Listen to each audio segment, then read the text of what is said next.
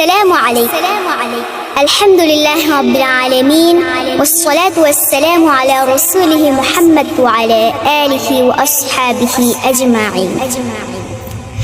Ideal girls মাদ্রাসা কর্তৃক আয়োজিত একযুগ পূর্তি উৎসব 2024 ও সিরাতুন নবী সাল্লাল্লাহু আলাইহি ওয়াসাল্লাম মাহফিলে উপস্থিত সম্মানিত অতিথিবৃন্দ, বিশেষ অতিথি, প্রধান অতিথি, মাননীয় অধ্যক্ষ মহোদয়, শিক্ষক শিক্ষিকাবৃন্দ ও অভিভাবকগণ এবং আমার বড় ও ছোট ভাই ও বোনেরা, সবাইকে আমার শুভেচ্ছা ও অভিনন্দন।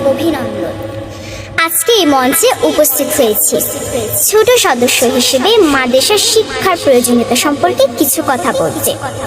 শুরুতেই আমরা জানবো মাদ্রাসা শিক্ষা সম্পর্কে। মাদ্রাসা আরবি শব্দ, এটি দর্শন শব্দ হতে উৎখলিত, যার অর্থ পাঠ।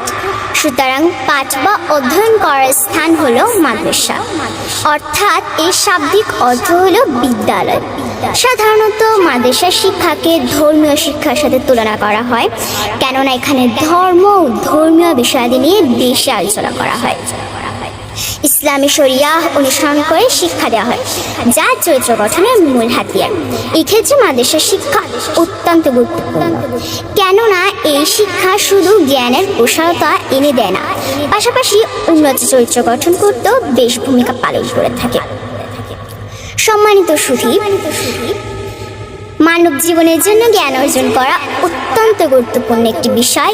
যেমন প্রিয় নবী হযরত মুহাম্মদ সাল্লাল্লাহু আলাইহি ওয়াসাল্লাম নিজেই ইরশাদ করেছেন, তলাবুল ইলমি ফরিদাতুন আলা কুল্লি মুসলিমিন, অর্থাৎ প্রত্যেক মুসলমান নর-নারীর জন্য জ্ঞান অর্জন করা আবশ্যক। ইবনে মাজাহ 224। ছাত্রছাত্রীর উত্তম চরিত্র গঠন করতে মাদ্রাসা বেশ ভূমিকা পালন করে থাকে। যেমন ইসলামের শিক্ষা হচ্ছে বড়দের প্রতি সম্মান প্রদর্শন করা ও ছোটদের প্রতি স্নেহ করা। যেমন রাসূল সাল্লাল্লাহু আলাইহি ওয়াসাল্লাম ইরশাদ করেছেন, লাইসা মিন্না মান লাম ইয়ারহাম সাগীরানা ওয়া ইউক্কির কাবীরানা, অর্থাৎ যে ব্যক্তি বড়দের সম্মান করে না ও ছোটদের স্নেহ করে না, সে আমার উম্মত নয়। তিরমিজি 1919। আর এই জ্ঞান ছাত্ররা অর্জন করে মাদ্রাসা হতে। কাজেই মাদ্রাসা শিক্ষায় শিক্ষিত হলে এই গুণটি সহজে অর্জন করা যায়। আল্লাহ বিরু হওয়া। মাদ্রাসা শিক্ষার মাধ্যমে কিন্তু একজন লোক সমাজে ঈমান, আমল, আল্লাহ ভীতি ও আখিরাত মুখীরা বৃদ্ধি পায়। আর এই বৈশিষ্ট্যগুলো আল্লাহ তাআলার নৈকট্য ও সন্তুষ্টি অর্জনের মাধ্যমে আখিরাতের কামিয়াবি অর্জনের অন্যতম পথ। সম্মানিত উপস্থিতি,